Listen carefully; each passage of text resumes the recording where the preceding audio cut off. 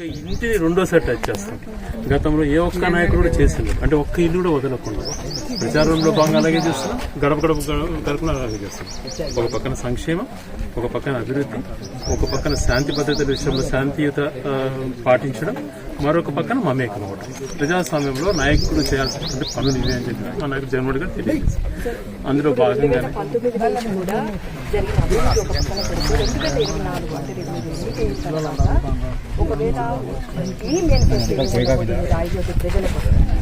గతంలో కూడా మేము ఒక మేనిఫెస్టో ఇవ్వడం జరిగింది. ఒకటి అన్ని చెరువులకు నీళ్లు ఇస్తామన్నటువంటిది, ఒకటి వాటర్ గ్రిడ్, ఆర్డీఓ కార్యాలయం, డిఎస్పీ కార్యాలయం అంటే మేజర్ ఇష్యూస్ ఇచ్చారు.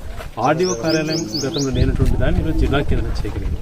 డిఎస్పీ కార్యాలయం చేయాలన్నటువంటి హామీ ఇచ్చిన దాన్ని ఎస్పీ కార్యాలయం చేస్తాం. చెరువులకు నీళ్ళు ఇచ్చేటువంటి కార్యక్రమం దాదాపుగా జిఎన్ఎస్ హెచ్ఎన్ఎస్ లింకప్ అయినటువంటి పనులు 2200 కోట్ల పైగా కాలేటు వాకు వెలిగెల్లు వరకు దాదాపుగా పనులు 70% పూర్తయింది. ఇంకా మిగిలిన 30% కానీ అది కంప్లీట్ అయిపోతే అన్ని చెరువులకు నీళ్ళు ఇచ్చేటువంటి కార్యక్రమం వేగవంతంగా ఉంది. మరొక పక్కన వాటర్ గ్రిడ్ అనేటువంటిది అగ్రిమెంట్ అయిపోయి వర్క్ కూడా ఎగ్జిక్యూట్ అవుతాం. మన తెలంగాణ సంబంధించిన కాంట్రాక్ట్ వరకు ఆయనకు వచ్చింది. అది వర్క్ 260 crores ఇంటింటికి నీళ్ళు ఆ 2 లక్షలు నెక్స్ట్. అలాగే జిల్లా కేంద్రం అయింది కాబట్టి ఇందులో జిల్లా కేంద్రానికి పూర్తి స్థాయిలో అధికారులు పనిచేసేటువంటి పర్మనెంట్ ఆఫీసర్స్ కి సంబంధించి 100 కోట్లతో టెండర్ పిలవడం జరిగింది. టెండర్ అలొకేటెడ్ అయిపోయింది. దాదాపు 100 ఎకరాలు ఇంటిగ్రేట్ కలెక్టర్ కోసం అలాట్ చేయడం జరిగింది. అలాగే మౌలిక వసతులు మిగిలినటువంటి కార్యక్రమాలు గతంలో రాయచోటి కంటే కూడా ఎంత వేగవంతంగా టౌన్ అభివృద్ధి చేయగలిగినాం. జిల్లా కరోనా పోయిన తర్వాత 3 సంవత్సరాలు బస్ స్టాండ్ ఆధునీకరణ దగ్గర నుంచి, హాస్పిటల్స్ దగ్గర నుంచి ఇలాంటి ఎన్నో కార్యక్రమాలు టౌన్ లో చేయడం జరిగింది. సంక్షేమం తీసుకుంటే దాదాపుగా 2000 కోట్ల పైగా ప్రజలకు డైరెక్ట్ డీబీటీ ఈరోజు ఇక్కడే ఉంటుంది.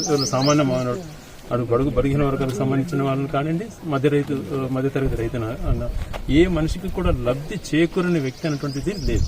ప్రతి ఒక్కరు కూడా ప్రభుత్వం ద్వారా ఏదో ఒక రకంగా వాళ్ళు బడికి పంపిస్తే అమ్మబడి అని చెప్పి స్కూల్స్ ను నాడు నేడు రూపంలో మార్చడం అయితేనేమి, హాస్పిటల్స్ ఆధునీకరించడం అయితేనేమి, ప్రతి గ్రామంలో సచివాలయ వ్యవస్థ పెట్టి ఉద్యోగస్తుల దగ్గరగా చేర్చి దాంతోపాటు సచివాలయం కళ్ళ ముందరే ఆర్బీకే, తర్వాత హెల్త్ సెంటర్.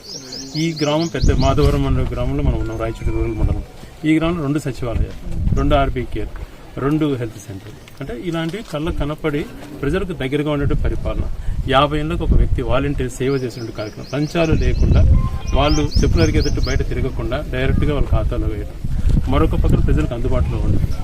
4వది అల్లర్లకు ప్రాధాన్యతనివ్వకుండా గొడవలు సృష్టించే ప్రయత్నాలు చేయకుండా శాంతియుతంగా ఉండాలని ఆలోచన చేసుకుని శాంతి భద్రతల ప్రక్షాళన బాగుండాలనే ఉద్దేశంతో మాకు నష్టం జరిగినా పర్వాలేదు, పల్లెలు శాంతియుతంగా ఉండాలి అనేటువంటి ఆలోచనతో ముందుకెళ్తున్నాం. ఎందుకంటే ప్రజలకు ఏ ఒక్కరు రాజకీయ స్వార్థం కోసం గొడవలు సృష్టించకూడదు అనేటువంటిది మా ప్రయత్నం. సో ఈ ప్రచారంలో మీరు తిరుగుతున్న సమయంలో వాళ్ళని కంప్లైంట్స్ చెప్తున్నారా, లేకపోతే సంక్షేమ పథకాలు మాకు అన్ని అందుతున్నాయని చెప్తున్నారు? సంక్షేమ కార్యక్రమాలలో 98% కంప్లైంట్స్ అనేది లేవండి. అది జగన్మోహన్ గారి గొప్పతనం. అందుకని జగన్మోహన్ గారు అంత ధైర్యంగా వై నాట్ 175 అని అంటున్నారు. 98% కంప్లైంట్స్ లేవు.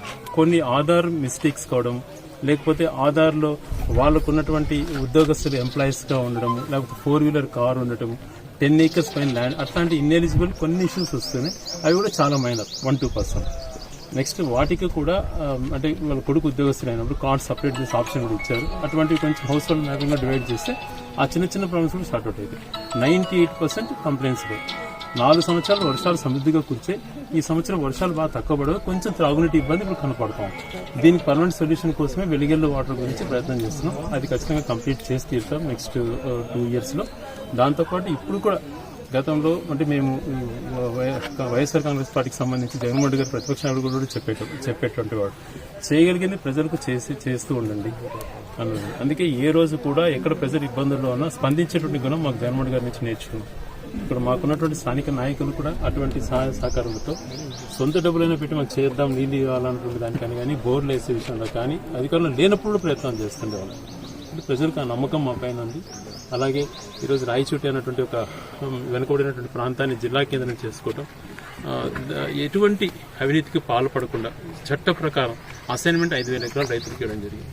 చుక్కల భూములు డాటర్ ల్యాండ్స్ అనేటువంటిది ఎన్నో రోజుల విషయం. దాన్ని షార్ట్అవుట్ చేసి పేద ప్రజలకు మేలు చేయడం జరిగింది. 20 years ఉన్నటువంటి అసైన్మెంట్ పట్టాలు, డీ పట్టాలు రెగ్యులరైజ్ చేసినందుకు కొన్ని వేల మంది రైతులకు మేలు చేయడం జరిగింది. ఇవన్నీ మంచి కార్యక్రమాలు మేము చేసినా కూడా ప్రతిపక్ష పార్టీగా వాళ్ళ మనుగడ కాపాడుకోవడం కోసం ఏదేదో మాట్లాడుతుంటారు. కానీ మేము దాన్ని కౌంటర్లు ఇచ్చేదాన్ని కూడా వదిలేసాం. ఎందుకంటే ప్రజలకు తెలుసు వాస్తవం మేము చేసిన మంచి పనులు. ఈరోజు ఏ ఇంటికి వెళ్ళినా పసిపిల్లవాడిని జై జగన్ అంటున్నాం. ఏందబ్బా నీకు అంత ప్రేమ అంటే జగన్మోహన్ అంటున్నాం. అదే నేను నవ్వుతా మేము అనుకున్నాం. ఏందబ్బా ఈ రాష్ట్రంలో జగన్మోహన్ రెడ్డి గారికి అల్లుళ్ళు కోడలు ఎక్కువ అయిపోయారు, కోట్లాది మంది అల్లుళ్ళు కోడలు తయారైతున్నారు జగన్మోహన్ రెడ్డి కన్నా. ఎందుకంటే వాళ్ళకు ఉన్న ప్రేమ అది. వాళ్ళకు స్కూల్స్కి వెళ్ళినప్పుడు అక్కడ ఉన్నటువంటి మౌలిక వసతులు క్రియేట్ చేసి, కానీ ప్రతి ఓటర్స్ కాదు పిల్లలు, కానీ వాళ్ళ గురించి ఆలోచన చేశాడు. అలాగే హాస్పిటల్స్ ఆధునీకరణ ఎంతో, అంటే ఇప్పుడు ఆరోగ్య సురక్ష ద్వారా ఫ్రీగా ఎంతో మందికి మెడిసిన్స్ ఇవ్వడం అవుతున్నాయి. ఆరోగ్యశ్రీ 5 లక్షల నుంచి 20 ఏ రాష్ట్రంలో, ఈ దేశంలో ఏ రాష్ట్రంలో లేదు. ఇటువంటి మాట్లాడుకుంటూ పోతే మనం శాంతం వరకు చెప్పొచ్చు. అలాంటి మంచి కార్యక్రమాలు జరిగినాయి కాబట్టి ధైర్యంగా మేము వెళ్తున్నాం. మాకు ఒక్కటేంటంటే ఈ ఎల్లో మీడియా ఎక్కువగా ప్రచారం చేయడంతో వానదేవుడు భయపడి దూరంగా పోయినట్టున్నాడు, ఆడ చంద్రబాబు నాయుడు వస్తాడా అని. తిరిగి జగన్మోహన్ రెడ్డి గారు గెలుస్తారనేటువంటి అవకాశాలు కనపడుతున్నాయి కాబట్టి వానదేవుడు మనలో బయలుదేరి వచ్చి వానలు కురిపిస్తాడు ఈ సంవత్సరం. అది కూడా ప్రజలు అదే మాట అంటున్నారు. ఆ వర్షాలు ఒకటి బాగుపడి ఆ చెరువులకు నీళ్ళు ఇస్తే మా యొక్క పూర్తి సంకల్పం నెరవేరినట్టు అవుతుంది.